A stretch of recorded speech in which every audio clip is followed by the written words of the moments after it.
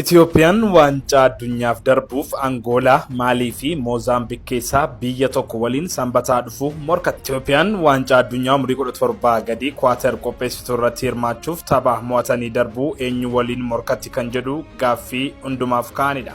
Waancaan addunyaa bara 2026 kun biyyoota Afrikaa 10 akka hirmaachisu dursee kan beekame yoo ta'u, hirmaannaa ardii Afrikaaf kennameen biyyootni tibbana nuusaa xumuraaf darban 8 kallattiin kan hirmaatan yoo ta'u, biyyoonni ramaddii isaaniirraa sadarkaa sadaffaan xumuran wal morkachuun biyyootni lama ni darbu. Itoophiyaanis tapha waancaa addunyaa umurii 17 darbuuf sanbataa dhufuu wal falmii isheen taasiftuu ni eegama.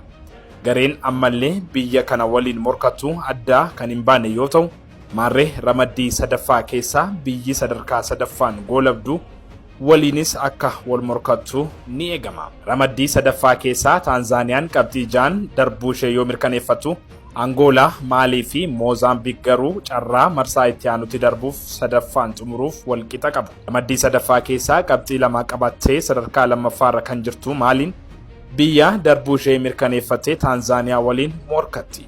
Ramaddiidhuma kana keessaa qabxii tokko qabachuun gooliin wal caalanii sadaffaa fi afuraffaarra kan jiran Moozaambiikii fi Angoolaanis carraa hirmaannaa argachuuf morkii cimaa waliin ni taasisu. Maarree taphoonni kunneen lamaan sa'aatii wal fakkaataatti galgala keessaa sa'aatii tokko irratti ni geggeeffamu. Itoophiyaan biyya sadarkaa sadaffaan xumurte waliinis sanbataa dhufu morkachuun yoo milkoofte mul'ata tapha waancaa addunyaatti hirmaachuuf qabdu kan dhugoomsitu ta'uu danda'a jedhameera. Angoolaa, Maalii fi Moozaambiik keessaa eenyu waliin osoo qaqqabdee isinitti tola?